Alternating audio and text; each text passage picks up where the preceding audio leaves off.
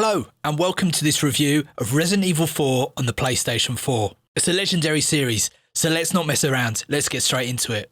Resident Evil 4 is a great example of a survival horror, originally released back in 2005 for the GameCube and PlayStation 2. It's now available on the Wii, the PS4, the Xbox One, the PlayStation 3, the 360. If you have a gaming console, it's almost certainly available. Now you can find this game currently on the PlayStation Store for $25. If you're a PC gamer, it's around $20 on Steam. Resident Evil 4, you play as Leon on a mission to save the President's daughter from hordes of people that are infected with the T. Veronica virus.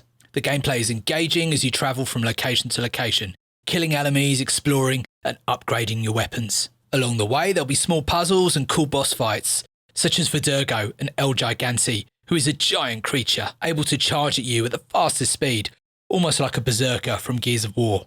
Let's talk about the graphics. Now, they're remastered, but I don't think they look much better than the original version on the GameCube. I really think they could have spent a little more time on this part of the game, although I understand the urge to maintain the feel and vibe of the original. Resident Evil is a great game as a shooter, and this really is the main dynamic of the game.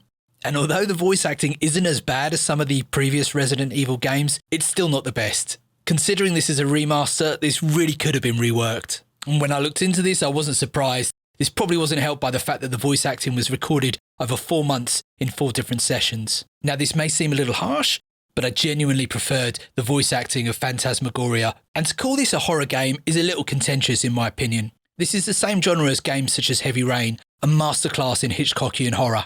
Now you may be thinking that Resident Evil is more of a shooter than a horror game, and you'd be right. Resident Evil also shares its home with Silent Hill, which is a top-notch horror game. Now let's talk about the development of Resident Evil 4. Which I recently discovered. This game had 4 different proposed versions according to the reputable wiki. The first version was proposed in 1999 for the PS2. During the development of the release version, they decided to reinvent the series. This is apparently because the 3 previous versions, the staff was burnt out of the same system of horror, which is why the game turned out to be more of an action game. And in hindsight, I think it was the right decision. Overall, this is a really solid game, and it's definitely worth the $25 to download it digitally, or if you can find it used at a game store, for even cheaper than that. I hope you all enjoyed this review of Resident Evil 4 Remaster on the PlayStation 4. If you have the game or just recently bought it, let me know your thoughts down in the comments. Don't forget to give us a like and do all that stuff that makes YouTube happy. In the description, you'll find a link to both our Patreon and our Discord.